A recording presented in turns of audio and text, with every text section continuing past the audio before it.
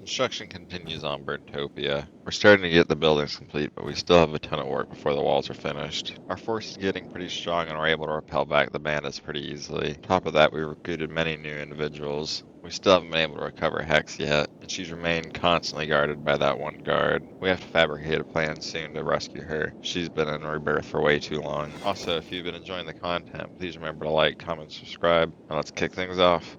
Most people like to start their morning doing yoga or something, but here at Bertopia, we like to offer a more complete, full body workout, and so we offer combat training first thing in the morning. We like to invite all of our residents to participate, and thankfully we've got no shortage of volunteers who are willing to help our population train.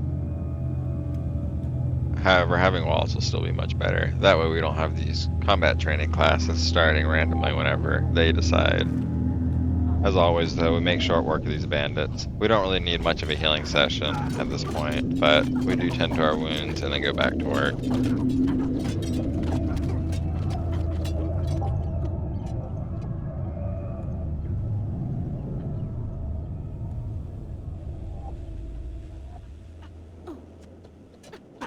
Jumping ahead a little bit, we finished construction on our step house, so Burn goes to start placing crafting stations in there. This building is primarily going to be a shop, as well as we're also going to make weapons here, and then have some storage. So we start placing those crafting benches down, as well as various storage bins.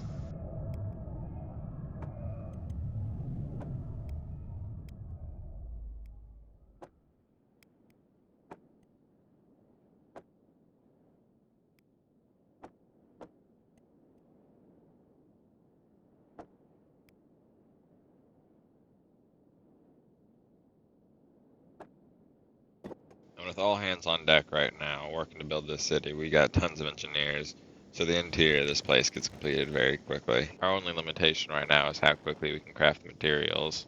While everyone was distracted though, we didn't notice that a group of big things wandered through town. Thankfully they left through the gate without causing a problem. Work continues tirelessly throughout the night. Now that we've mostly completed the buildings, they begin to focus on the walls. By morning, we start adding turret and combat training stations on top of the station house. That way we can really start training up our army. We started to grow cactus and wheat, and this will become our primary food source. Initially, we're just going to be making chew sticks and bread. However, the goal is eventually to make dust witches. Additionally, we brought over the hemp back from the swamp, and we'll start producing that for fabrics in a little bit.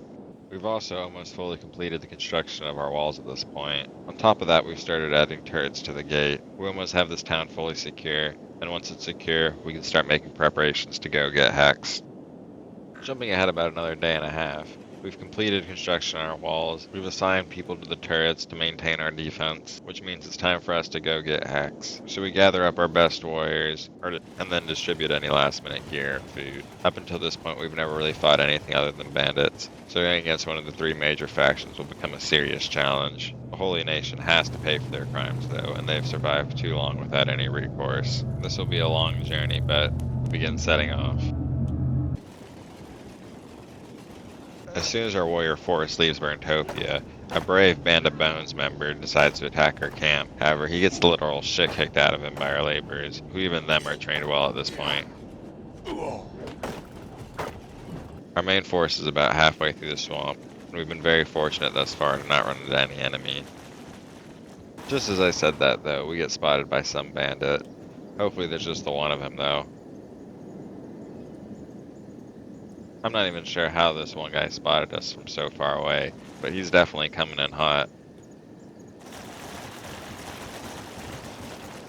It appears just to be the one swamp ninja though, so this should be easy. I do like the mask that he's wearing though. It looks pretty cool, and it appears like it might be useful in some of the more hostile areas of Kenshi. This one guy is surviving way longer than I was expecting. I guess any last minute training probably doesn't hurt before we confront a major faction.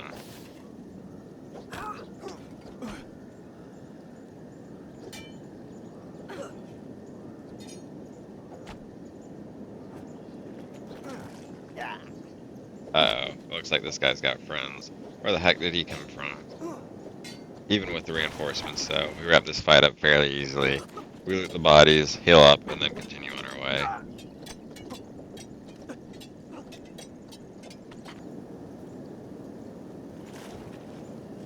We finally made it out of the swamp, and on our way to Rebirth, we're going to make a quick stop by Squin just to restock our food, because this is going to be a long siege, and we want to make sure that food isn't our limiting factor. As I always say though, there's ambushes outside of these towns, and a group of dust bandits attack us straight away. Luckily it's a small force of them though, so they're barely even a threat.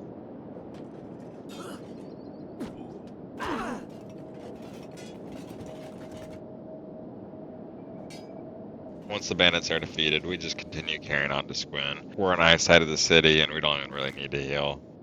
We wait till nighttime, and then Plank gets doing what she does best, stocking us up with food at our favorite bar. Plank's thieving is so high at this point, barely even a concern to get caught, and she quickly goes in and out, looting the place.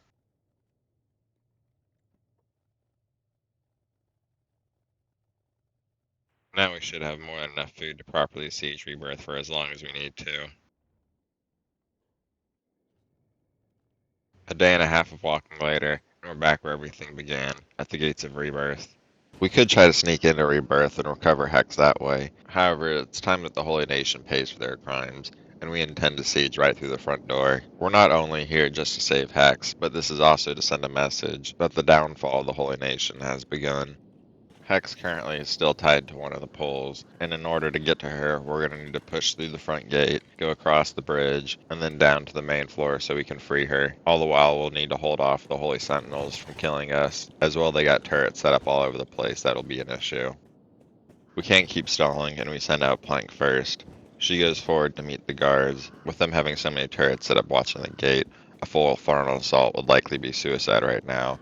So in order to weaken their defenses just slightly, we're going to pull them back and fight the Holy Sentinels on our terms. The war against the Holy Nation has officially begun, and the fight against Rebirth will cripple the Holy Nation as they depend on their slaves just to maintain their food source. Stay tuned for the next episode to see if we can hold the Holy Nation back and free Hex. Additionally, if you're enjoying the content, please remember to like, comment, subscribe. Thank you for watching.